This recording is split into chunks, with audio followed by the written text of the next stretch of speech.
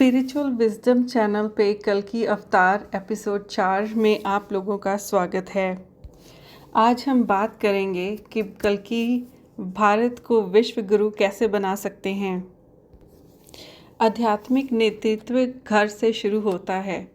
कल की अवतार न केवल सत्य का आचरण करने का उपदेश देंगे, बल्कि सत्य का आचरण करेंगे और करना सिखाएंगे। क्योंकि कल की जानते हैं, यदि भ्रष्टाचार, धार्मिक विभाजन और भौतिक लोभ हावी रहे तो भारत एक विश्वसनीय नैतिक उदाहरण नहीं बन सकता। कल की पुनर्स्थापना की शुरुआत छोटे समुदायों द्वारा सच्चे धर्म का पालन करने और दूसरों के प्रति करने से हो सकती है, ठीक वैसे ही जैसे अतीत में संतों और सुधारकों ने परिवर्तन की शुरुआत की थी। पश्चिम का भौतिक मानसिक स्वास्थ्य संकट और पर्यावरणिक पतन से मोह भंग होता जा रहा है। लोग सक्रिय रूप से समग्र प्राचीन ज्ञान की तलाश कर रहे हैं, जो धर्म से परे जीवन दर्शन तक ले जाता है। भारत में यह योग, वेदांत, आयुर्वेद और वसुदेव कुटुंबकम की अवधारणा के रूप में मौजूद है।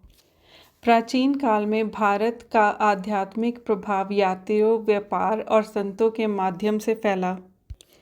आज यह सोशल मीडिया और आर्टिफिशियल इंटेलिजेंस के माध्यम से तेजी से फैल सकता है। यदि कल्कि का संदेश लोगों तक पहुंच जाए तो कोई भी आंदोलन कुछ ही महीनों में वैश्विक हो सकता है। अगर कल्कि के नेतृत्व में भारत विश्व संघर्षों में खुद को एक तटस्थ शांति मध्यस्थ के रूप में स्थापित करे और लगातार नैतिक रूप से उच्च स्थान रखे, तो लोग आध्यात्मिक नेतृत्व के लिए भारत की ओर देखने लगेंगे। जब कोई देश अलोकप्रिय होने पर भी सच बोलता है तो दुनिया उसे नोटिस करती है। हिंदू और बाइबल दोनों ही भविष्यवाणियां बताती हैं कि अंत समय में सत्य दुर्लभ तो होगा, लेकिन अनमोल भी। कल की ये भली भांति समझते होंगे कि जो राष्ट्र इसे बचाए रखेगा जबकि अन्य राष्ट्र अराजकता में खो जाएंगे, तो भारत अलग दिखाई देगा। ऐसे समय में भारत की भूमिका एक आध्यात्मिक जहाज की हो सकती है, सभी को शारीरिक रूप से बचाने के लिए नहीं, बल्कि मानवता के विवेक का मार्गदर्शन करने के लिए।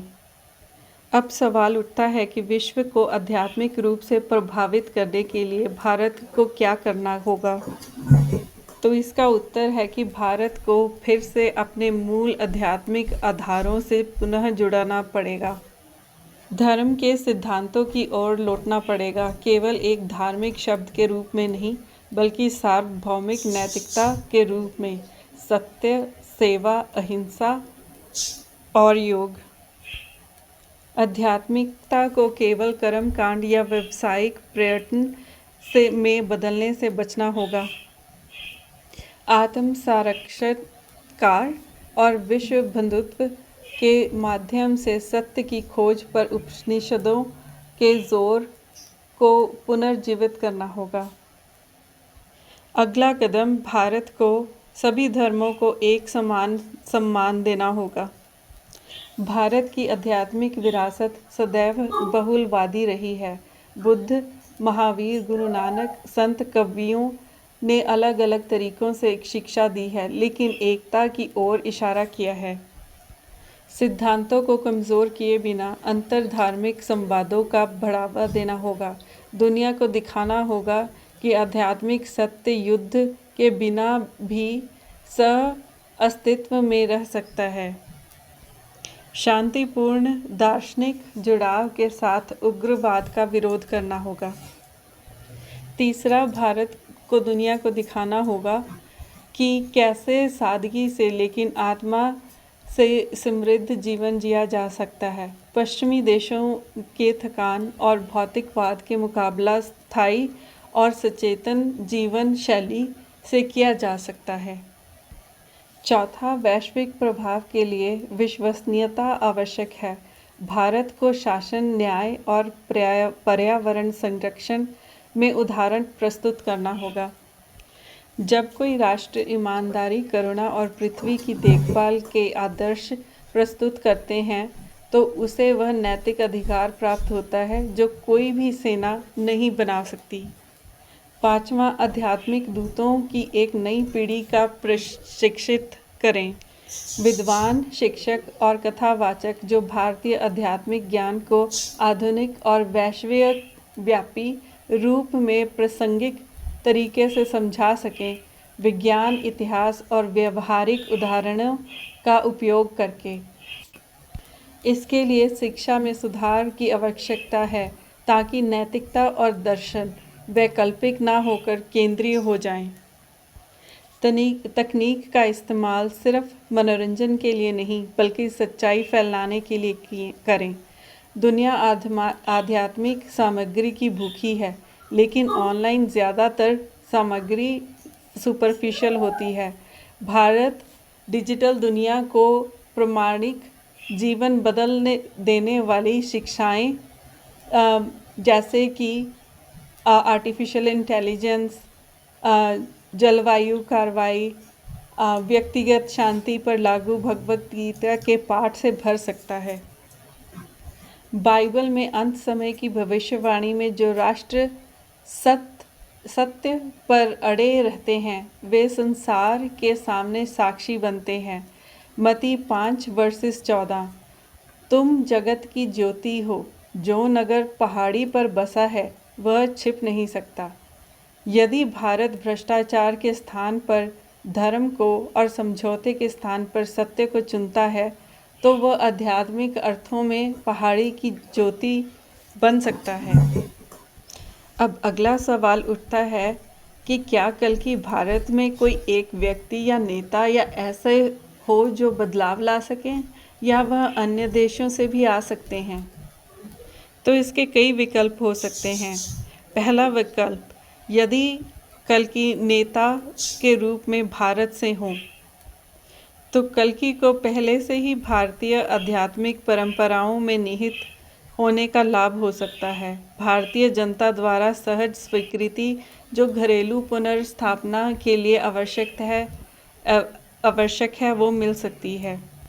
जोखिम ये है कि यदि कल्कि को केवल एक राजनेता या एक सांप्रदायिक व्यक्ति के रूप में देखा जाता है तो उनका प्रभाव वैश्विक नहीं होगा, यह घरेलू राजनीति तक ही सीमित रह जाएगा। दूसरा विकल्प, यदि कल्कि नेता के रूप में किसी और देश से हो तो बाइबल की भविष्यवाणियाँ अक्सर दिखाती हैं कि परमेश्वर अपने उद्देश्यों को पूरा करने के लिए चुने हुए देशों के बाहर से भी अप्रत्याशित नेताओं को खड़ा कर सकते हैं। जैसे कि उदाहरण के लिए फारस का राजा साइरस द्वारा इज़राइल में दूसरा मंदिर का निर्माण किया गया था। इसका लाभ ये हो सकता है कि कल्कि कई देशों को एकजुट कर सकते हैं, एक नया दृष्टिकोण ला सकते हैं जिससे भारत के आध्यात्मिक ज्ञान को आधुनिक वैश्विक दर्शकों के लिए नए सिरे से प्रभावित किया जा सकता है। पर इसमें जोखिम भी है। भारत के धर्म और इतिहास की गहरी समझ ना होने के कारण संदेश कमज़ोर या विकृत हो सकता है। तीसरा, अंत समय का प्रभाव का सबसे संभावित विकल्प हो सकता है कि एक भारतीय आध्यात्मिक दूरदर्शी और अंतर्राष्ट्रीय सहयोगियों के बीच सहयोग करें। भारत प्राचीन ज्ञान और नैतिक दिशा प्रदान करे और अन्य देशों के सहयोगी कूटनीति, मीडिया और शिक्षा के माध्यम से संदेश को विश्व स्तर पर फैला दें। यह महाभारत शैली के गठबंधनों और बाइबल की भविष्यवाणियों के पैटर्न दोनों से मेल खा जाएगा।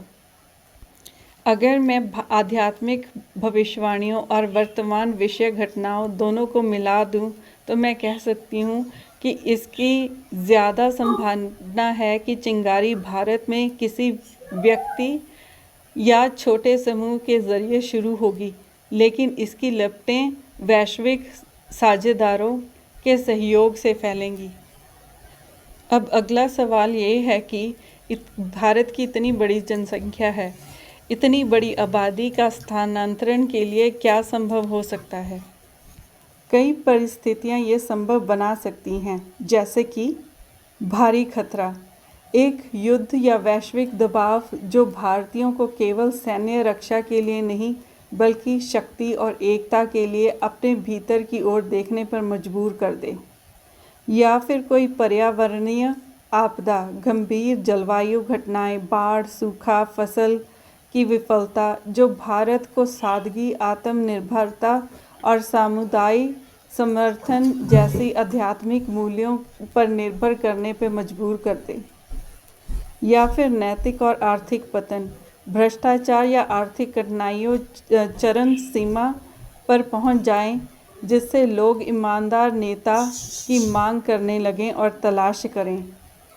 या फिर कल्कि अवतार एक संत, नेता या सुधारक के रूप में प्रकट हों, जो स्पष्टता और नैतिक साहस के साथ बोलता है, सभी धर्मों को छूता है।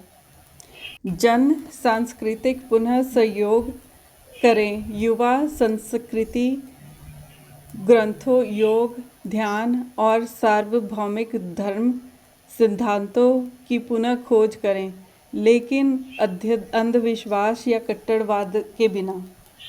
लोग कहानियाँ, फिल्मों और सोशल मीडिया, सेलिब्रिटी गपशप और विभाजन से ध्यान हटाकर गहन आध्यात्मिक मूल्यों की ओर लौट जाएं। कल्कि भारत का नेतृत्व करें और स्वयं को युद्धरत गुटों के बीच मध्यस्थ के रूप में स्थापित करें।